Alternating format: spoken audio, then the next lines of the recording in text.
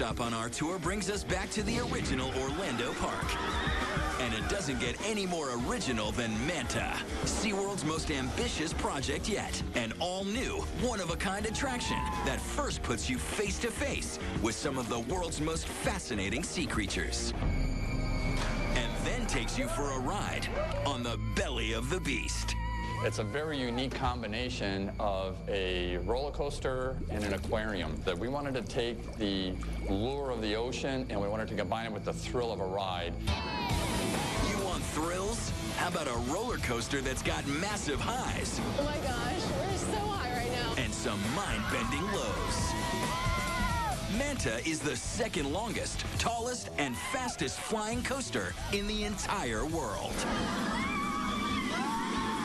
Since it opened in 2009, Manta has already topped the 2.5 million visitors mark. And the wait for this ultra-popular ride is worth every minute. Because the line itself provides a thrill, weaving riders right through the awe-inspiring aquarium.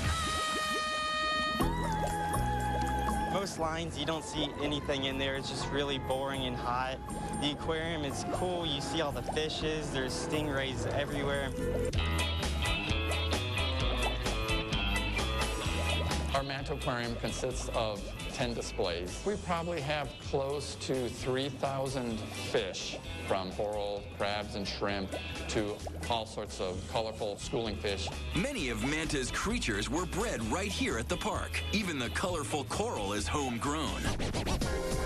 And then there's the exotics like this spotted river ray from Brazil and the rare Australian sea dragons. They are unique animals just in the fact that they look just so bizarre. In order to get these animals, you have to get on a waiting list. The weedy dragon and the leafy dragon were the best displays I've seen anywhere. It's our favorite attraction. Manta's design is also pretty unique. It's one of the few aquariums in the world where you can get behind the glass, under the glass, and right inside of it. What a rush. It was awesome. It takes 250,000 gallons of H2O to fill the tanks. And while the water may look crystal clear, 71,000 pounds of salt are added to replicate the ocean's natural environment.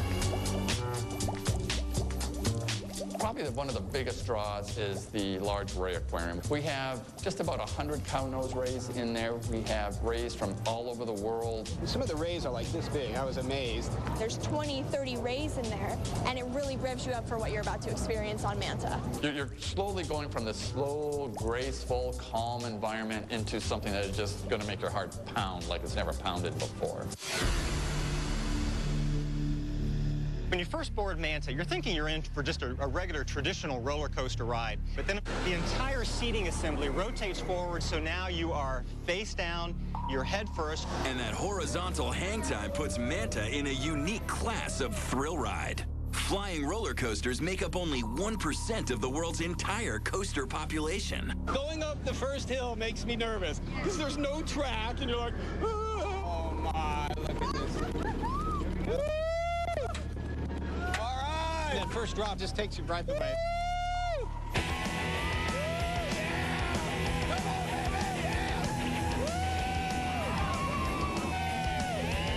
The record-breaking 113-foot drop gives off enough potential energy to power the coaster for 2 miles. But Manta doesn't go straight. The ride's 4 inversions, spread out over 3,359 feet of track, provide thrill seekers with plenty of twists, turns, and rolls. The inversions on here are so well worked into the ride, you almost don't notice them. With the exception, of course, of the pretzel loop here. You really feel that.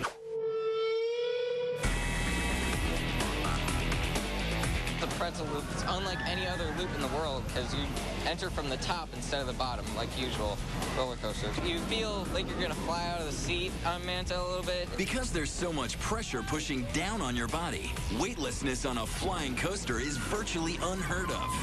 But this little lift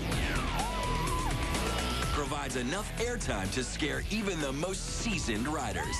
It takes you right over backwards. Do you see the sky? You flip right back over. It's so cool. The pretzel loop looms large. But nothing is more eye-catching than Manta's signature move, a 56-mile-an-hour flyby that, thanks to some well-timed water jets, appears to nearly dive into the lagoon. We call that the wing dip. And it's an incredible move that goes right in front of the park. Spray comes out. You almost get wet when you're watching it. We were upside down, so you were facing the sky and flying by the water, and the water's rushing by you the whole time. So it's just an awesome ride. When we return,